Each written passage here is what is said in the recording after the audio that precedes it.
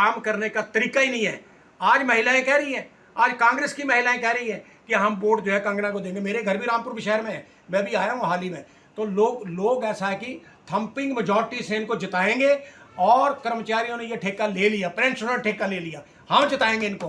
Congress party आ जाए हमारे सामने, ये बोले, मैं जो कह रहा हूँ वो कांग्रेस पार्टी बोले, श्वेत पत्र जारी करे, इनके अंदर दम है तो। सुखू बोले इस बात को, पर जब इनके अंदर है ही कुछ नहीं है, जब कोई बोल ही नहीं सके ना कुछ कर सकेंगे, इनको अब हार लिखी भी है। करोड़ का कर्जा ले लिया, वो डाला कहाँ? तो मेरा कहने का मतलब ये कि पूर्व मुख्यमंत्री जयराम ठाकुर ने कहा कि अगर हमारी सरकार जून में ही आ गई तो जो पेंशनों की मांगे हैं, कर्मचारियों की मांगे हैं, मैं जब पहले भी पावर में था तो मैंने जो है 50,000 रुपया एक किस्त जो है कर्मचारी पेंशन की दी थी, और पूरे 5 साल के अंदर जो है हमने जो है डीए की इंस्टॉलमेंटें पूरी दी है, और जो मेडिकल रिवर्समेंट का पैसा था वो भी हमने 5 सालों में सबको दिया।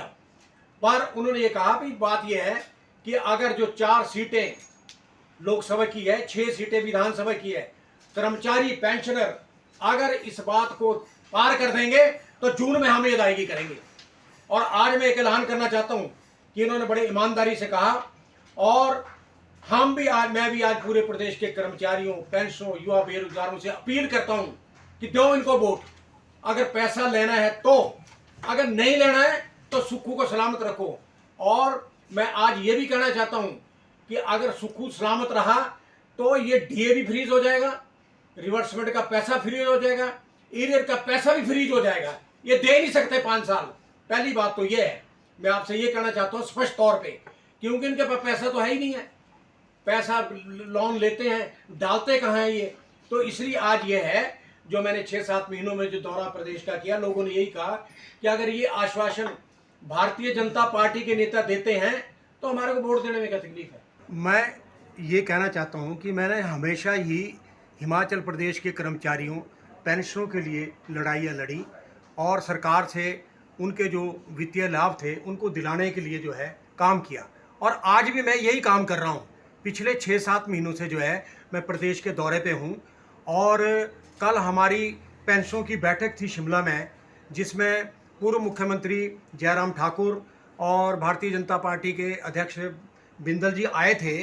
तो हमने एक ही बात उनसे कही कि भाई ऐसा है, कर्मचारियों को जो है एरियर नहीं मिल रहा है, डीए नहीं मिल रहा है, मेडिकल रिवर्समेंट नहीं मिल रहा है।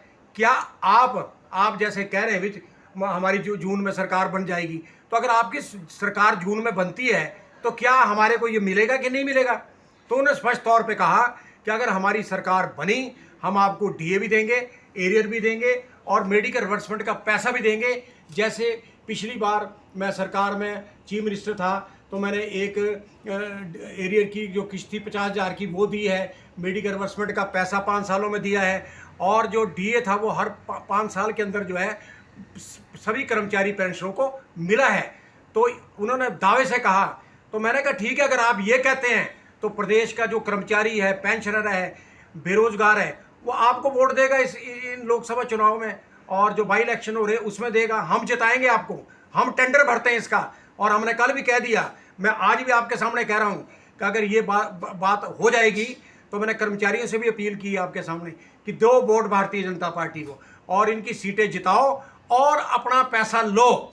हमने क्या राजनीति करनी है ना, हम भारतीय जनता पार्टी में ना कांग्रेस में, हम सिर्फ हमने तो अपने जो पैसा लेना है, एरियर का लेना, दूसरा लेना, तो उन्होंने कह दिया है। तो जब ये कह दिया है तो ये पत्थर की लकीर है, वो देंगे भी जरूर, क्योंकि कांग्रेस के पास तो कुछ नहीं देने के लिए, इनके पास पैसा नहीं, खजाने सब खाली पड़े हैं, और इन्होंने 15-16 सालों महीनों में कुछ नहीं किया है, कोई एक पैसे का लाभ जो है कर्मचारी पेंशनों को नहीं दिया है। और मैं तो ये कहना चाह रहा हूँ कि अगर बदकिस्मती ऐसी रही कि अगर सुक्खू की सरकार फिर रही तो ये सारी चीज़ें फ्रीज हो जाएगी।